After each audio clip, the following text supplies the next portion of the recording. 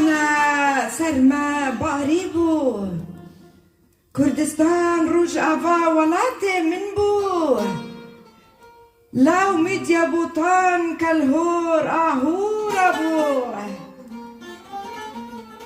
زەغرۆس و تۆرۆس و جوودی چیپان کورداوێ بوو،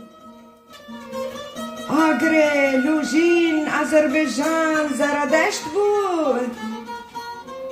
گلگامش و کەیخەسرا و نەورووزە مەبوو، ئەی ڕستەمێ زال قادی محەممەد بوو،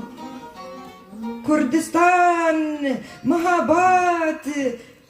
مستەفە بەرزان بوو، کوردستان و سوور یێریڤان و تبلیس و کەزەغستان بوو،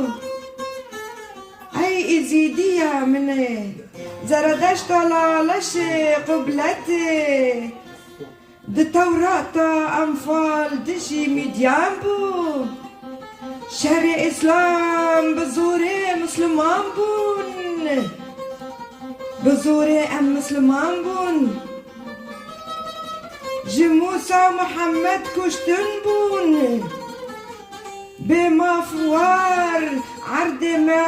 tevda dizîn bûn، du'a Şêx û Mullan bin perda siyaset bû،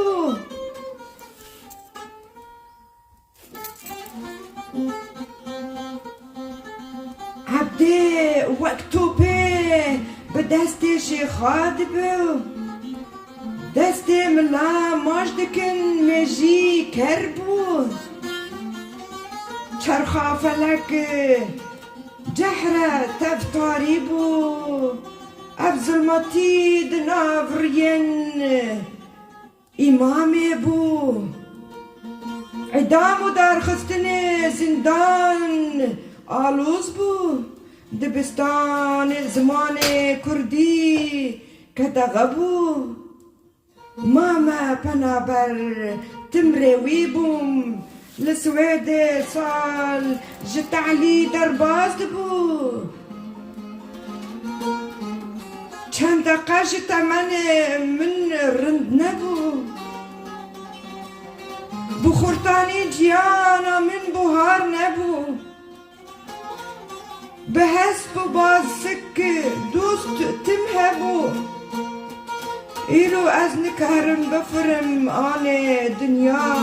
zor bû، hespê min li cîhanê tevçeleng bû، bê hesar welat û zar qismet bû، sebeba emrê min neçar û buhar bû، ûnên Kurda bê heval bê yekbûn ûn nabin، felek efrîn ji Kurda xayîn nerazî bû، dijmin herdem xwîn mêj bû، law mêjî sext û şiyar be ji vîna Lozan ew me ferman bû، Kurdistana avakin sed salî em par par bûn، rojava te rojala dijminin me xelî bû، Kurdistan nadim warê cîhanê nebû، Kurdistan nadim